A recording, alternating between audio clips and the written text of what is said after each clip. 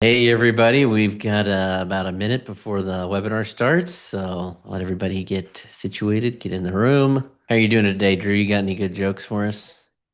Oh goodness. Yes, I think I've got to go. My son told me. He said he went to the restaurant the other day. He gets some food with some friends, and the waiter came up and said, "What are you drinking?" He said, "I want to have water, but go ahead and hold the hydrogen." And the waiter says, "Oh." So that was the Good joke. one. I know it wasn't great. It may not have landed, but I like, oh no, that's a good one I'm for glad I sure. could be here on vacation in mind. I hope you Uh, like what I'm going to do after this. This is how to keep your business running, and this is where to go if it stops running, just to maybe help your mind take a break. I've got a uncle that lives in Belize because his business quit running. So Oh goodness. Yes. Now is he there by choice or is he actually running? I think he's actually running. I have not seen him. That's a good place to go. His name's not McAfee, is it? Or he's not related to, I No, think that was Costa Rica. it Okay, can't good. be. All right, well, welcome. This is how to keep your business running. This is one of our webinar series, The IT Factor. My name is Michael Thomas. I'm joined with Drew Dorian. I started amshot 13 years ago as an MSP. I was in IT consulting for about 8 years before that. So, over 20 years in the industry, I've seen all sorts of interesting things happen.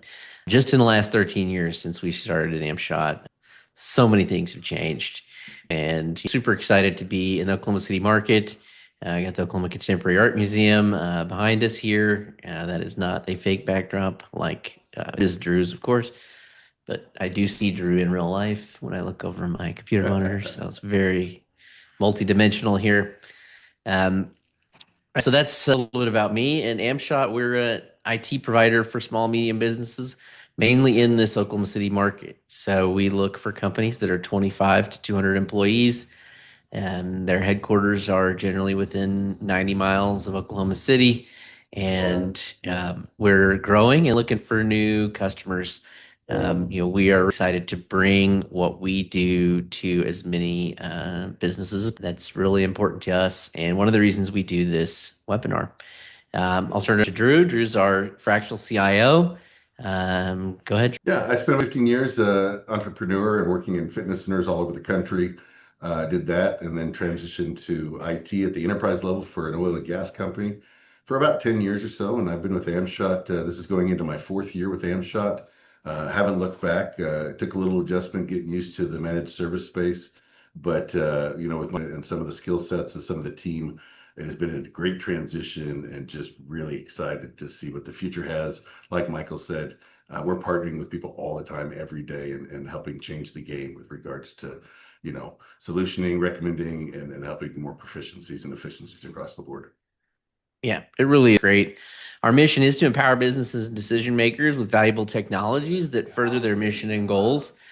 This is accomplished by creating an engaging environment that allows our team to thrive. Shout out to the Amshot crew who is joining us from our training room down the hallway. So, once a month on a Thursday, we have what we call Amshot Town Hall.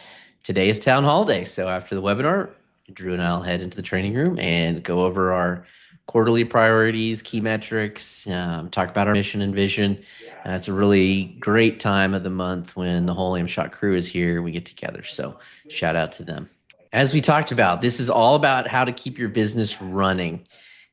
What does that mean, right? And are you ready for adversity? And it is important, as are a lot of things in the IT space. It that sometimes it's just the work has stopped. My very office space that I ever had was in a law firm in Oklahoma City. I was a consultant at the time, and I had at least one room in their building, and the phones had gone down in the law firm. So this is maybe like 2006. And people were walking around, like they used to do.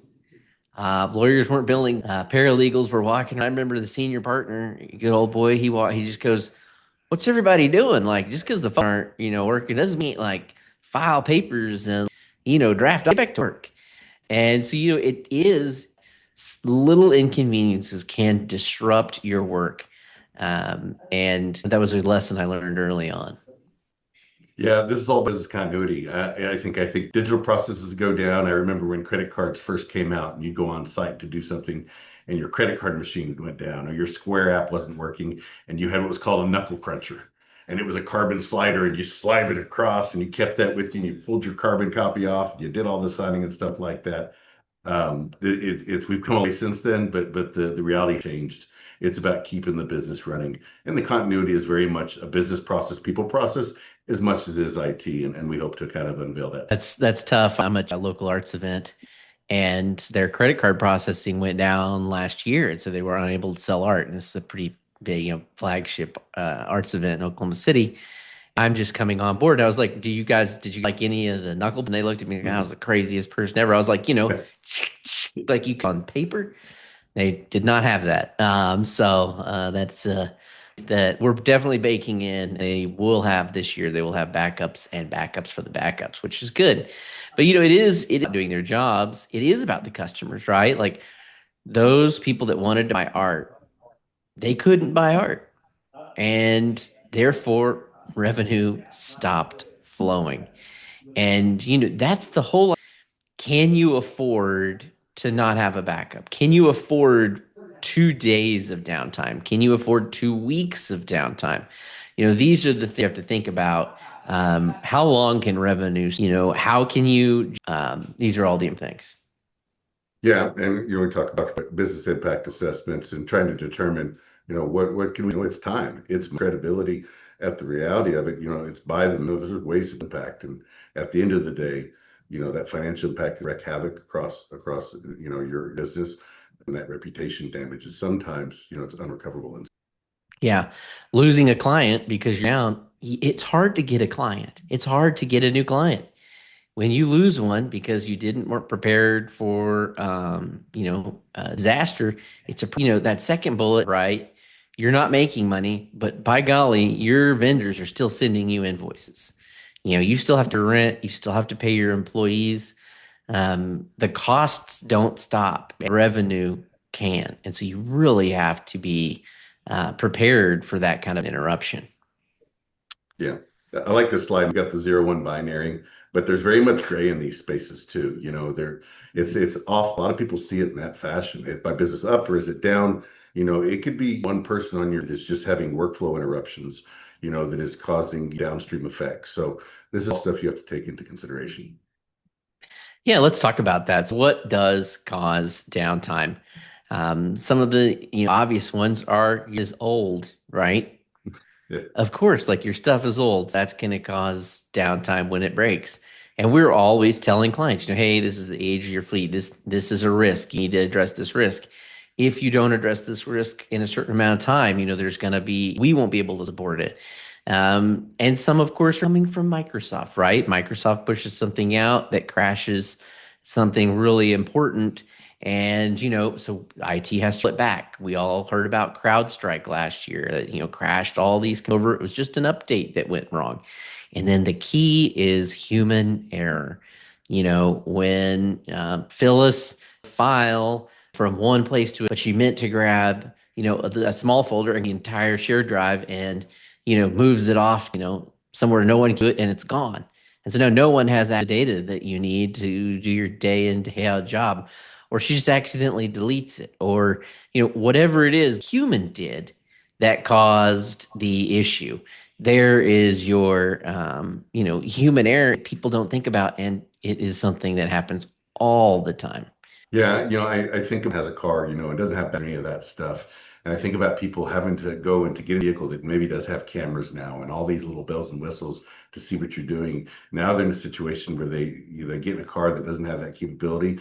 We see that with computing these days. Computers are coming out that AI capable. They're working a lot of processes behind the scenes. And we're trying to do new things with old systems and old technology. And these are causing disruptions that we may not, you know, have sight of too late. And that's what this is today. Right. And to kind of that car analogy, having a spare tire, it is essential. You need it. It doesn't always mean that you can change it or that it's got air in it, or that it's even all. There's people on this planet that had a flat tire, lifted up the trunk of their car, lifted up the trunk, and they were like, "Well, there's no spare tire here at all." But they thought in their mind, we have a spare tire, and backups are the same way, right? Like we've got backups. What does that mean? What's it mean if you need them? Is it going to take 4 days for them to be mailed to you? Are you going to have a copy that's valid? Is it corrupted? Can you see it? You know, who is asking questions? And the longer it takes to answer those questions when you're in a crisis, the longer you're going to be losing that revenue that's going to keep your business going. And, it's so tough. Seen backup, issues firsthand. They've got backups on tape somewhere and they have no way to play it. It's kind of like keeping your family on VHS or a beta and pulling them out one way and saying, "Hey, I really want to watch our family videos." It's like, does anybody have a good luck?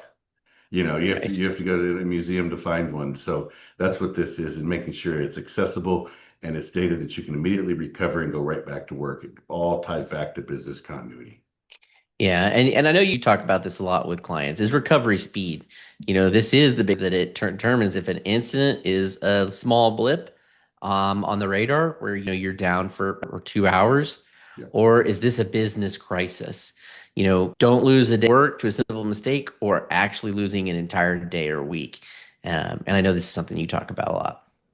You've got to be fast with, I mean, I'll be quick with you, but I mean, if you're having with your IT provider, whether it's in-house or managed service, and they can't tell you the recovery time achievable, you don't know every time objective for some of your critical applications, or if you don't know your maximum allowable downtime, you don't know if it could conceivably be down before it causes a huge impact to your business.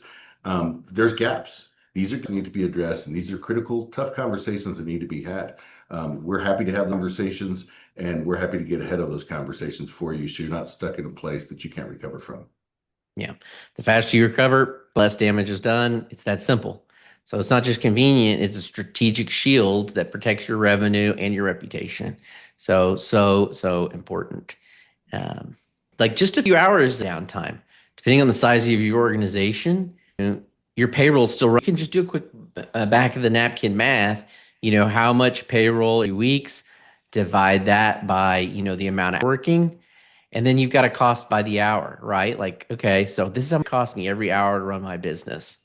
And the harder, hey, how much value of the customers that still wait and the deadlines that are slipping. But if you look at the revenue, right, your revenue for the previous year, and you divide that by the amount of hours, rough hours in a year, you can kind of figure out what your is per hour. And so you can see, like, okay, well, is it going to cost me $25,000? Would you rather spend $25,000 knowing that your backups are good and you're not going to be down for that amount of time? Or do you want to just kind of let it ride and take that risk? These are some of the financial obligations that you can understand and you can use to make good decisions. Yep, clear baked out processes. A lot of oil and gas companies, how they accomplish this when it comes to royalty owners. If that system goes down, I ask the question, I'm like, what do you do? We just pay them what we paid them last month, and we make adjustments after the fact. I mean, but it's keeping the business continuity where it needs to Right. be. So, a slow recovery sometimes as bad as no recovery. I walked into an issue with the client was having, and they had, not had their for 2 weeks, and they had spent it trying to like rebuild it and spent all these hours. And I was like, what if you do your P&L and, from last quarter and started fresh from what would, and they didn't have a lot of transactions. They're a simple company. They're like, well, yeah, we should just do that. Didn't we think of that? But, they started from you willing to do that. Is that a viable way to solve your problem? Like, is 2 weeks to recover your data? Do you want to just start from scratch? Can you afford either? Can you afford down for 2 weeks, or is 2 weeks basically just out of business? Yeah. Yeah. You and I went of casinos years ago that had a breach that, cost half their to go down and reflected, six figures of income between mitigation costs and costs of that being down. And months later, they were still fighting the same battle. And, it's a lot of expense. And that's exactly what Michael's alluding to, or just saying straight out for you to hear. You need to plan ahead. Yeah. And it really is, the idea of in the system is way better than trying to save some money doing something that's complex. Often we'll walk into where they're kind of backup structure and there's maybe three vendors involved and it's maybe 30% like a very, very good, but it's also got three times the amount of vendors to fail. It's got, people are spending it and babysitting it and the output isn't even as good. And so, what do you want confidence in your backup system, or do you want to nitpick it and and to good and figure out a way, shave off some? It's going to make it more complex. We like the analogy of building your own castle or using a pre-built castle. The idea of building a full backup, platform with good all of this stuff, like it's too complicated to do well. You want something that you're confident in. Yeah, this makes me think of that insurance commercial. It's become like your parents when you buy a home and you get these guys standing out watching a work crew and they're digging in and looking at all that stuff and asking all these questions that has no, viable necessity all for them. Yeah. It's just let the machine know and focus that stat, and that's your business. Yeah. So recovery readiness, and you talked about our the process that we to evaluate which applications, which ones do you want first? How long can any of these be down for? And I love that process, and I love that you and Hunter are doing that with our clients. So tell me a little bit about that. It starts out with impact analysis, and really what that entails is sitting down and reviewing processes. We're in every field. We work in different spaces. So sitting down and listening and truly understanding the business, the workflows associated with your business, your use cases, and understanding the apps used and how it impacts the rest of your team, organization, or beyond, how it impacts your customers, and then determining the exact financial impact to that application if it were to be down.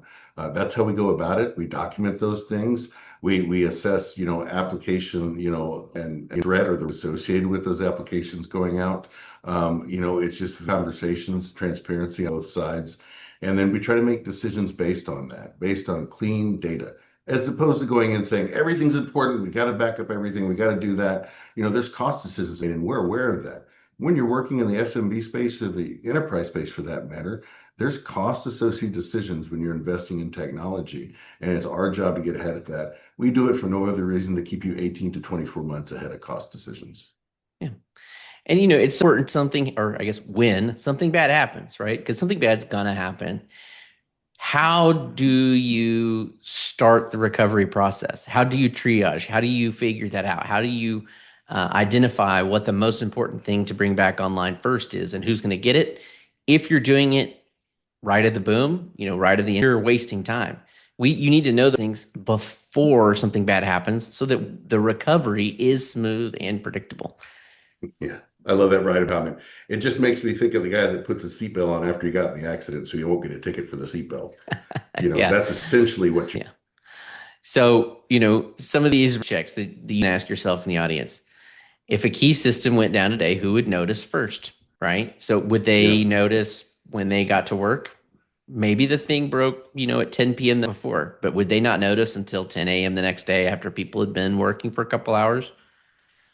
You know, yeah, yeah. how long before people are working again? So can you answer that question? Like, okay, if our server crashed because it's too old, how long would it take to get a new one, get it Yeah, ready, roll it yeah, out, get the customers or get everybody back in the office working on their systems? I know right now buying server hardware is not easy. Buying hardware is not easy. Procurement is not easy right now. And so you're going to probably buy the wrong server. You're probably not going to get one that you need. You're going to get one that they've got, And so just so you can get it in 2 days instead of 3 weeks.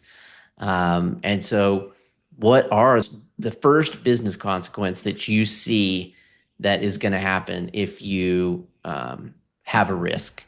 So is it a missed deadline? Is it a customer that's going to complain? Is it payroll not getting processed? What is the first thing that would break? There was a big last year about, I can't remember the software vendor, but they did work for car dealerships. And so they were kind of Blue all Book, in one yeah. set, the name of it. Kelly Blue Book, maybe one of them. I hate to guess, but yeah, you're right. But manage the pay for these car dealerships. They manage deal flow, and it's a highly regulated industry. And that software 100% crashed for like a week. And so car dealerships couldn't sell cars, couldn't pay their staff. They were off because that company was down. And, man, how tough. Yeah, I think to make simple simpler, how does your day start if there's a disaster? Is it a call from your IT company saying, "Hey, you're going to work from home today. We're on site looking at your network. We had an alert about an outage." Or is it you getting to work and figuring out how you're going to call them, get a hold of them? That's the question to ask yourself. Yeah. Yeah. Do you predict, are you confident that there will be predictable outcomes? Do you have a team and the technology that there will be little to no scramble when something happens, right? Like, what does it look, if your building is by a tornado, what does it look like if there's a flood in your building, right? Like the toilet on the above you, your server closet floods. What's going to happen then? Are people going to work from home? Does your IT team have a plan in place? What are you going to do? So the ultimate goal, right, is we can't stop every single problem. I mean, it'd be boring if people could solve every problem. What would we do? But you can make the impact small. And that's what Drew and I and the rest of the team at amshot, we think about a lot. How can we respond faster, make something smaller, make something, minimize the disruption secretly and selfishly? Same disruptions that affect your business affect us too. The last thing we want is a fire at a client's office. Mhm. It is stressful for us. We start missing deadlines. Our professional services group needs to help out. We are working overtime. We don't want that either. And so we do really prevent every issue or as many as we can because we want to minimize the impact on our team as well as yours. We realize that you down for hours or days is incredibly costly to your business. It's not as costly to us, but it does cost us. It's something that we have to think about and have to stress about. And it's how we manage our company. Yeah, we capture the stuff in pockets. We talk about business continuity. We talk about incident response planning. We talk about disaster recovery planning just to help you know, hey, do we have a location? What are we going to do in case? The last thing you want to be doing in an incident is asking questions, right? You don't want to be asking, what do we do now? You want to have direction on what to do now. Right. And we do talk about consistency, and the backbone of our company is our service desk. And we can run an incredibly performing service desk. And the roof was built around them to protect them and protect our clients. This is a for amshot because our clients don't have disasters as often as our competitors. And so it's also an asset to our incredible asset to them. This is the business. Me as an SMB owner talking to fellow SMB owners. You don't need to be an IT expert. That's what we are. You don't need to plan for every disaster. That's what we do.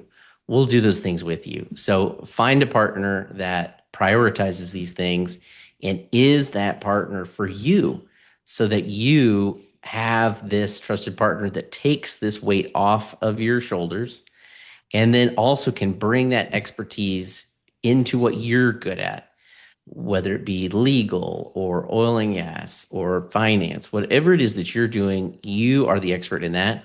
Let your IT partner, let amshot be that expert in that space. Agreed. Yeah. Clear recovery, prioritize a plan that works on a bad day. This is what that impact analysis is for. This is what we're prepping for. This is where we feel comfortable and where we sleep good at night. We do that so that you can sleep good at night too. And a lot of this stuff, we're going to help you out, and like Michael said, plan for everything. In fact, over the last 15 years or so, I've only been part of writing one new plan. It was 2021. And for some reason, we wrote a pandemic plan because we didn't have one really before that. You can imagine why. But a lot of the are pretty consistent on needs are, and we like thinking through that stuff. Yeah. So your next steps, don't wait for crisis to reveal your real recovery time. That's the most expensive way to find out. Get in touch with us or your IT provider that you now. Uh, know your recovery speed now. Know what it's going to look like before there's pressure. Ask the question, if our system, our main system, main server, main software application, whatever it is, failed right now, how long would it truly take to be fully back in business?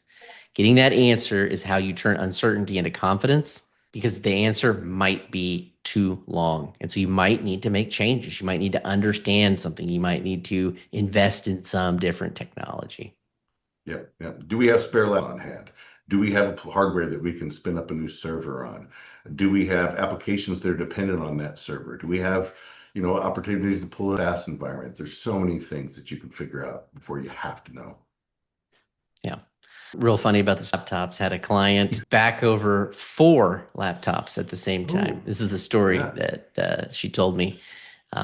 Thankfully, I wasn't the IT provider at the time, but for some reason, 4 laptops to get her day-to-day job done, and she drove over all 4 at the same time in her car, killed them all. I don't know what the There's, plan was there, but pretty there funny seems to to be me. some level of intent. That's the plan, to end up on the beach next to me, not go to Yeah, work that right. day. Yeah. So your isn't it? It is the backstop.